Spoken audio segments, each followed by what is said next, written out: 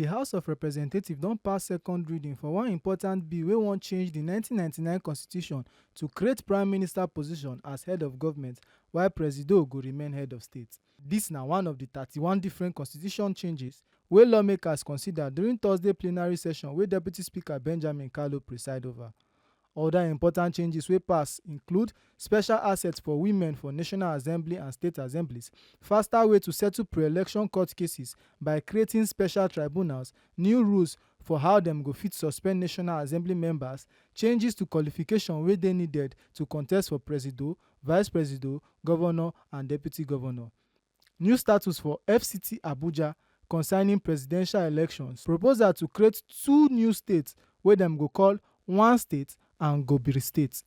Now, altogether, 113 different constitution change bills don pass second reading for this session. A bill for an act to alter the provisions of the Constitution of the Federal Republic of Nigeria 1999 to provide for the office of the Prime Minister as head of government and the office of the President as head of state to provide for a framework for the mode of election to the said offices and for related matters.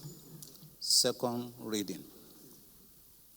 A bill for an act to alter the Constitution of the Federal Republic of Nigeria 1999 to reduce the lengthy period of determination of pre-election petition matters and provide for the establishment of pre-election tribunals and pre-election matters and regulate the process of suspending a member of the National Assembly from legislative duties and for related matters.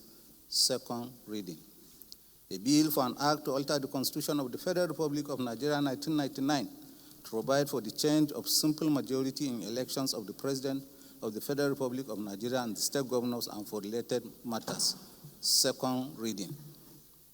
A bill for an act to alter the Constitution of the Federal Republic of Nigeria 1999 to review the requirements that qualifies a person to be elected as President and Vice President of the Federal Republic of Nigeria, governors and deputy governors of states of the Federal Republic of Nigeria and for related matters. The House don adjourn their meeting till 29th April 2025 to continue the work on all these changes.